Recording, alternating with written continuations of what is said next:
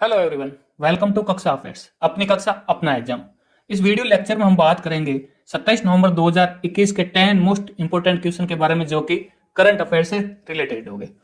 अगर आप इस चैनल पर नए हो तो इस चैनल को सब्सक्राइब जरूर करें, शेयर जरूर करें अपने स्टडी ग्रुप में अपने फ्रेंड के साथ, ताकि ज़्यादा से ज़्यादा स्टूडेंट्स को है वो इस वीडियो का है वो बेनिफिट मिल सके। चलते हैं आज का पहला क्वेश्चन। फर्स्ट क्वेश्चन है, हाल ही में किसे इंटरपोल की कार्यकारी समिति के लिए चुना गया है? ऑप्शन है प्रवीण सिन्हा, RN रवि, अमित खरे, अमिताभ चौधरी। तो इसका करेक्ट आंसर होगा प्रवीण सिन्हा। हाल ही में प्रवीण सिन्हा को है वो इंटरपोल की कार्यकारी समिति के लिए चुना गया है। अब ये प्रवीण सिन्हा है कौन और इनके सामने है वो किसने इलेक्शन लड़ा था, तो उनके बारे में हम डिस्कस करते हैं। तो ये है प्रवीण सिन्हा। प्रवीण सिन्हा है वो CBI के विशेष निदेशक के रूप में है ये कार्यरत है। इनको है वो चीन से कड़ी चुनौती का सामना करना पड़ा। इनके सामने है वो ऑपोजिशन था, चाइना का कैंडिडेट, उनसे वो है सामना करना पड़ा था। और हाल ही में उनसे सामना करने के बाद इनकी जीत हो चुकी है इसमें।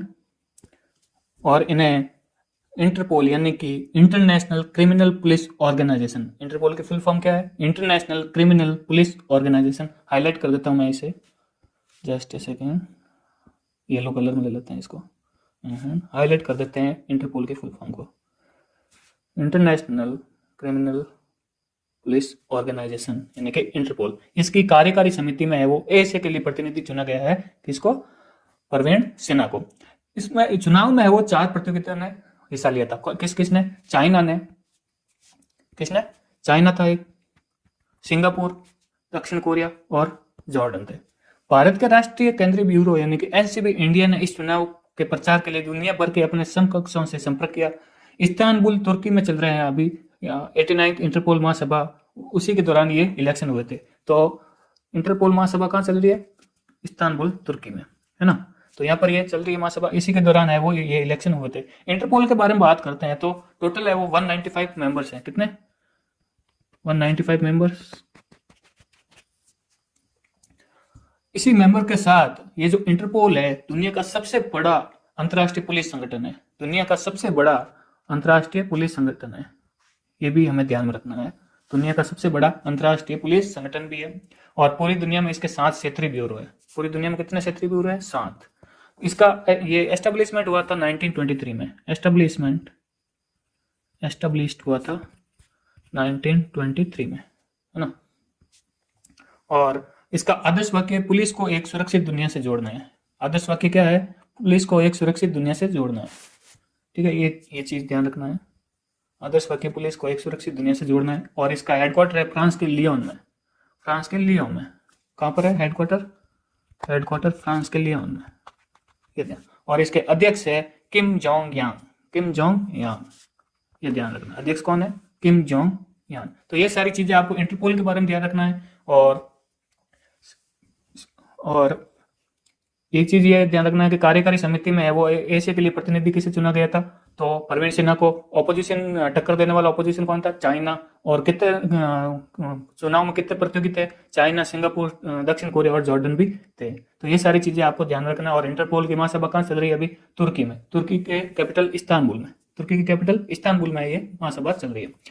नेक्स्ट क्वेश्चन है, हाल ही में किसने पुस्तक contested lands India China and the boundary dispute लिखी है? ऑप्शन है BN गोस्वामी, मरूप प्रजा, अभिजीत बनर्जी, जेसन मोट। तो हाल ही में मरूप प्रजा ने अपनी एक नई पुस्तक लॉन्च की है जिसका नाम है contested lands India China and the boundary dispute. तो ये कुछ इस तरीके से इसका है वो फ्रंट पेज है। इस पे लिखा है contested lands India China and the boundary dispute by mister Marup Raja. तो मरूप राजा है वो एक पूर्व सेना अधिकारी थे। उन्होंने ये अपनी एक बुक लिखी है। इस बुक में है वो तिब्बत और चीन के साथ भारत के सीमा निर्माण के इतिहास को भी दर्शाती है। किसके साथ? तिब्बत और चीन के साथ है वो इंडिया की जो बाउंड्री है उसके निर्माण के इतिहास को भी दर्शाती है। और औपनिवेशिक काल के बाद इतिहास की व्याख्याताओं में से उपजी वर्तमान भारत चीन सीमा विवाद का भी विश्लेषण करती है। हाल ही में चल रहा है अपने इंडिया और चाइना के बीच बाउंड्री का विवाद, उसका भी ये विश्लेषण करती है बुक। तो ये चीज ध्यान रखना है आपको, है ना। नेक्स्ट क्वेश्चन है, शेख सबा अल खालिद अल सबा किस देश के नए प्रधानमंत्री बने हैं? ऑप्शन है उज्बेकिस्तान, कुवैत, इराक, बांग्लादेश। तो इसका करेक्ट आंसर होगा आपका कुवैत। हाल ही में शेख सबा अल खालिद अल सबा है वो कुवैत देश के नए प्रधानमंत्री बने। तो ये है शेख शेख सबा अल खालिद अल अहमद अल सबा, है ना। इनको नया प्रधानमंत्री नियुक्त किया है, किसका? कुवैत का। इनके बारे में बात करते हैं तो शेख सबा है वो 1905 से 1998 तक सऊदी अरब में कुवैत के राजदूत और इस्लामिक सहयोग संगठन में दूत के रूप में भी इन्होंने काम किया था वहां पर, और उन्हें सऊदी अरब द्वारा 1998 में प्रथम श्रेणी के किंग अब्दुल अजीज के आदेश से भी सम्मानित किया गया है। एग्जाम पॉइंट ऑफ व्यू से देखें तो कुवैत की कैपिटल है कुवैत सिटी, कुवैत की कैपिटल है कुवैत सिटी, और कुवैत की करेंसी है कुवैत दिनार। करेंसी कौन सी है? कुवैत दिनार, कुवैती दिनार सर है, और कैपिटल है कुवैत सिटी। और यहाँ के प्राइम मिनिस्टर कौन बन गए? शेख सबा अल खालिद अल हमद अल सबा। तो ये सारी चीजें आपको ध्यान में रखना है। नेक्स्ट क्वेश्चन है, किस बैंक ने कोविड-19 वैक्सीन खरीद के लिए भारत को 1.5 बिलियन अमेरिकी डॉलर के ऋण को मंजूरी दी है? ऑप्शन है world bank, Asian development bank, IMF या फिर नन ऑफ द अबव। तो हाल ही में एडीबी ने, किसने? एशियन डेवलपमेंट बैंक ने कोविड-19 वैक्सीन खरीद के लिए भारत को 1.5 अमेरिकी डॉलर ऋण देने की घोषणा की है।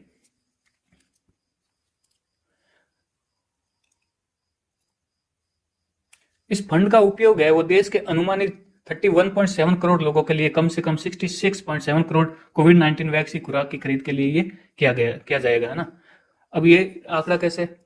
भाई देखो 31.7 करोड़ पीपल्स के लिए, यानी कि 2 डोज के लिए ये मंगवाया जाएगा, कम से कम पर पर्सन को 2 डोज लगती है, उसके लिए उसके हिसाब से 66.7 करोड़ कोविड-19 वैक्सीन की खुराक के लिए ये हाल ही में एडीबी से इंडिया ने लोन लिया है।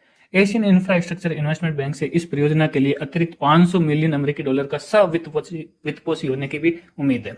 आपसे एक क्वेश्चन पूछूंगा कि एडीबी का हेडक्वार्टर कहाँ पर है? हेडक्वार्टर कहाँ पर है? और इसका एस्टेब्लिशमेंट कब हुआ था? एस्टेब्लिश कब हुआ था? और प्रेसिडेंट कौन है हाल ही में इसके? अध्यक्ष कौन है ना? अध्यक्ष कौन है ये देख लो। ओके, नेक्स्ट क्वेश्चन है, 37वां कॉर्पोरेट अभ्यास हिंद महासागर में भारत और किस देश के बीच आयोजित किया गया है? ऑप्शन है ऑस्ट्रेलिया, इंडोनेशिया, श्रीलंका, म्यांमार। तो हाल ही में इंडिया और इंडोनेशिया के बीच कॉर्पोरेट का 37वां संस्करण है वो हिंद महासागर में आयोजित किया गया था। कहां पर? हिंद महासागर में। किन किन के बीच? भारत और इंडोनेशिया के बीच में। भारत की ओर से कौन सा है वो काम में ले रहे हैं? भारत की ओर से कौन सा जहाज है वो काम में ले रहे हैं इंडिया वाले? तो ये है आईएनएस खंजर और डोर्नियर समुद्री गश्ती विमान, है ना। और इंडोनेशिया की तरफ से नौसेना जहाज है, उसका नाम है KRI सुल्तान तहा सैफुद्दीन, है ना। इंडोनेशिया से ये भाग ले रहे हैं। इंडोनेशिया और इंडिया के बीच अन्य कुछ सैन्य अभ्यास देखते हैं तो समुद्र शक्ति है वो एक द्विपक्षीय समुद्री अभ्यास है, गरुड़ शक्ति, समुद्र शक्ति और गरुड़ शक्ति। आपसे कोई क्वेश्चन पूछूंगा कि हैंड टू हैंड है वो अभ्यास किसके बीच में, किन किन देशों के बीच में किया जाता है? Hand to hand. Next question है, निम्न में से कौन आभासी रूप से 13वें असम शिखर सम्मेलन में भारत का प्रतिनिधित्व कर रहे हैं? ऑप्शन है रामनाथ कोविंद, वेंकैया नायडू, ER से अमित खरे। तो हाल ही में वेंकैया नायडू, उपराष्ट्रपति वेंकैया नायडू है वो आभासी रूप से 13वें असम शिखर सम्मेलन में भारत का प्रतिनिधित्व कर रहे हैं। यह सम्मेलन कहां पर हो रहा है हाल ही में? तो सम्मेलन का है वो मेजबानी कर रहा है कंबोडिया। कौन? कंबोडिया मेजबानी कर रहा है। 2 दिवसीय है वो ये असम शिखर सम्मेलन का विषय है वो साझा विकास के लिए बहुपक्षवाद को मजबूत करना, यानी कि strengthening multilateralism for set growth. और वर्चुअल प्लेटफॉर्म के जरिए है ये प्रतिमंडल का नेतृत्व उपराष्ट्रपति वेंकैया नायडू कर रहे हैं। शिखर सम्मेलन की बात करते हैं तो असम शिखर सम्मेलन है वो एशिया और यूरोप के देशों को क्षेत्रीय और वैश्विक मुद्दों पर विचार का आदान प्रदान करने और व्यापक क्षेत्रों में सहयोग को मजबूत करने के लिए एक साथ लाएगा। असम है समूह में 51 सदस्य देश और 2 क्षेत्रीय संगठन है। क्षेत्रीय संगठन कौन कौन से हैं? यूरोपीय संघ और दक्षिण पूर्व एशियाई राष्ट्रीय संघ। 2021 का सम्मेलन है वो असम प्रक्रिया की 25वीं वर्षगांठ का प्रतीक है। ठीक है, तो ध्यान में रखना क्षेत्रीय संघ कौन से? एक तो यूरोपीय संघ है और दक्षिण पूर्व राष्ट्रीय संघ, इन 2 चीजों में बात ध्यान रखना। और टोटल कितने मेंबर है? 51 सदस्य देश है। और मेजबानी कौन कर रहा है? कंबोडिया। नेक्स्ट क्वेश्चन है, हाल ही में किसने तेजस्विनी और हौसला योजनाओं की शुरुआत की है? ऑप्शन है योगी आदित्यनाथ, राहुल गांधी, निर्मला सीतारमण, नरेंद्र मोदी। तो हाल ही में हमारे फाइनेंशियल मिनिस्टर निर्मला सीतारमण ने तेजस्विनी और हौसला योजनाओं की शुरुआत की है। ये कहां पर की? ये जम्मू कश्मीर बैंक की तेजस्विनी और हौसला योजना है वो वहां के नाम से ये योजना शुरू की। कहां पर? जम्मू कश्मीर में। किसके लिए? 18 से 35 वर्ष तक की आयु की लड़कियों के लिए अपना व्यवसाय शुरू करने के लिए ये योजना शुरू की है। अब इस योजना में क्या क्या बेनिफिट मिलेंगे उनके बारे में देखते हैं। तो इसका लक्ष्य है युवा महिलाओं को उनकी विशेषज्ञता, योग्यता और स्थानीय परिस्थितियों के अनुकूल लाभकारी सौरोज उद्यम स्थापित करने के लिए 5 लाख रुपए तक की, कितने 5 लाख रुपए तक की वित्तीय सहायता प्रदान करना है। तेजस्विनी योजना है वो 18 से 35 वर्ष के बीच महिलाओं को अपना व्यवसाय शुरू करने के लिए 5 लाख रुपए की वित्तीय सहायता प्रदान करने पर केंद्रित है। ओके, और जम्मू और कश्मीर में पर्यटन के विकास के लिए पंजाब नेशनल बैंक की सिक्कर और शिकारा योजना शुरू की है। पर्यटन विकास के लिए किसने? पंजाब नेशनल बैंक की सिक्कर और शिकारा योजना शुरू की है। तो सिक्कर और शिकारा योजना के बारे में देखते हैं। तो सिक्कर योजना है वो होटल, टूर और पर्यटन उद्योग के लिए 2 करोड़ रुपए तक की ऋण आवश्यकताओं को पूरा करने पर केंद्रित है। और शिकारा जिसका उद्देश्य 7 वर्षों में ईएमआई मोड के तहत सुविधाजनक पुनर्भुगतान के साथ संपार्श्विक मुक्त सावधि ऋण के माध्यम से नए शिकार की खरीद और शिकारा और हाउस बोट की मरम्मत और रखरखाव के लिए वित्त प्रदान है। Okay, exam point of view से बात करते हैं तो जम्मू कश्मीर के उपराज्यपाल है मनोज सिन्हा। कौन है? मनोज सिन्हा। तो इसी के साथ ये भी बता दो कि लद्दाख के उपराज्यपाल कौन है ना? इसका आंसर आपको कमेंट बॉक्स में देना। नेक्स्ट क्वेश्चन है, इक्विटास एसएफबी ने को ब्रांडेड क्रेडिट कार्ड पेश करने के लिए किस बैंक के साथ भागीदारी की है? ऑप्शन है पीएनबी, एसबीआई, एचडीएफसी, यूको। तो हाल ही में इक्विटास एसएफबी ने को ब्रांडेड क्रेडिट कार्ड पेश करने के लिए एचडीएफसी के साथ है वो भागीदारी की है। किसके साथ? एचडीएफसी के साथ है ये भागीदारी की है। और इस साझेदारी के माध्यम से इक्विटास एफएसबी क्रेडिट कार्ड बाजार में एचडीएफसी बैंक की पहुंच का उपयोग करेगा और अपने ग्राहकों को एक बेहतर बैंकिंग पारिस्थितिकी तंत्र प्रदान करेगा। इस बैंक के बारे में बात करते हैं, इक्विटास स्मॉल फाइनेंस बैंक की। तो इसकी स्थापना है वो 2016 में हुई थी और हेडक्वार्टर है चेन्नई में। कहां पर? चेन्नई, तमिलनाडु में। और एमडी और सीईओ है वासुदेवन पठानी नरसिम्हन। वासुदेवन पठानी नरसिम्हन। क्रेडिट कार्ड के बारे में बात करते हैं तो 2 कैटेगरी में लाया जाएगा ये क्रेडिट कार्ड। पहली कैटेगरी होगी excise credit card. Excise credit card है ना, एक्साइज क्रेडिट कार्ड जो 25,000 रुपए से 2 लाख रुपए तक की क्रेडिट सीमा प्रदान करती है। और सेकेंड कैटेगरी की बात करता हूं तो एलिगेंस क्रेडिट कार्ड, जिसमें 2 लाख रुपए से अधिक का क्रेडिट का प्रदान है वो करती है। नेक्स्ट क्वेश्चन है, भारतीय संविधान दिवस 2021 कब मनाया गया है? ऑप्शन है 27 नवंबर, 26 नवंबर, 25 नवंबर, 24 नवंबर। तो भारतीय संविधान दिवस है वो हर साल 26 नवंबर को मनाया जाता है। कब? 26 नवंबर को मनाया जाता है हर साल। अब ये मनाया क्यों जाता है? तो 26 नवंबर को यानी कि आज के दिन 1949 में संविधान को अपनाया गया था, जो 26 जनवरी 1950 को है वो लागू हुआ था। अपनाया कब गया था? 26 नवंबर 1949 को, और लागू हुआ 26 जनवरी 1950 को, जिसे भारत के इतिहास के रूप में एक नए युग की शुरुआत हुई थी। इस दिन का उद्देश्य संविधान के महत्व को फैलाना और भारतीय संविधान के पिता भीमराव अम्बेडकर के विचारों और सुझावों को फैलाना है। दिन का इतिहास की बात करते हैं तो 19 नवंबर 2015 को डॉक्टर भीमराव अम्बेडकर की 125वीं जयंती के वर्ष भर चलने वाले उत्सव के दौरान भारत सरकार ने 26 नवंबर को संविधान दिवस के रूप में घोषित किया गया। पहले इस दिन को कानून दिवस के रूप में माना जाता था। किस दिवस में? कानून दिवस में, लॉ डे के रूप में माना जाता था। और 26 नवंबर को संविधान के महत्व को फैलाने और अम्बेडकर के विचार और सुझाव को फैलाने के लिए इस दिन को है वो संविधान दिवस के रूप में मनाना शुरू कर दिया। ठीक है, 1949 से। तो ये सारी चीजें आपको ध्यान में रखनी है। नेक्स्ट क्वेश्चन है, पीएम मोदी ने कहां पर अंतरराष्ट्रीय हवाई अड्डे की आधारशिला रखी है? ऑप्शन है नागपुर, लखनऊ, जेवर, इंदौर। तो हाल ही में पीएम मोदी ने यूपी के जेवर में है वो अंतरराष्ट्रीय हवाई अड्डे की नींव रखी है।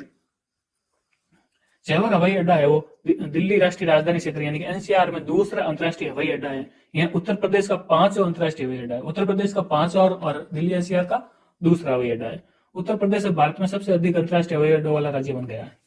ये मोस्ट इंपोर्टेंट, ये भी डाल देना साथ में कि उत्तर प्रदेश है वो भारत का सबसे अधिक अंतरराष्ट्रीय हवाई अड्डों वाला राज्य बन गया। हवाई अड्डे के बारे में बात करते हैं तो हवाई अड्डे को है वो ज्यूरिक एयरपोर्ट इंटरनेशनल एजी द्वारा 1330 एकड़ भूमि क्षेत्र में विकसित किया गया है। हवाई अड्डे के सितंबर 2024 तक लागू होने की उम्मीद है।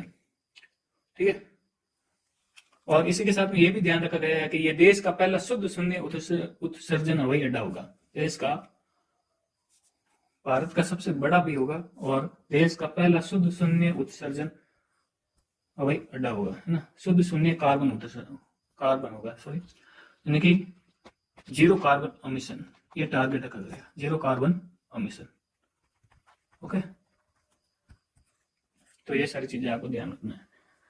तो आज के वीडियो के लिए बस इतना ही। आई होप आपको ये वीडियो पसंद आया होगा। अगर आपको ये वीडियो पसंद आया तो आप अपने दोस्तों के साथ शेयर जरूर करें मिलते हैं अगले वीडियो में, तब तक के लिए जय हिंद जय भारत।